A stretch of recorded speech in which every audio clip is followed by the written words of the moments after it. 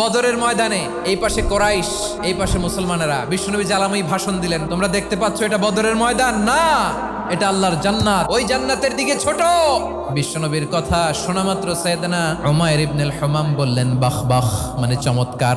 বিশ্বনবী বললেন মা ইয়াহমিলুকা আলা কওলিকা বাখ বাখ ইয়া উমাইর, আমার এই কথা শুনে তুমি কেন বললা বাখ বাখ?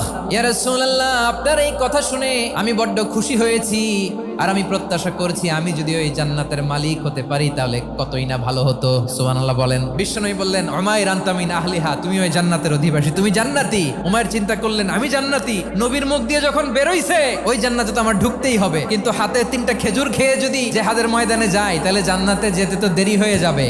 এই চিন্তা আসা মাত্রই খেজুর 3টাকে তিনি ছুঁড়ে মারলেন, তলোয়ার বের করে আল্লাহু আকবার বলে বদরের ময়দানে ঝাঁপিয়ে পড়লেন। আল্লাহর শত্রুদেরকে কচুকাটা করে এক পর্যায়ে শাহাদাতের সুধা পেয়ে নিজেও জান্নাতি হয়ে গেলেন। পড়েন সুবহানাল্লাহ।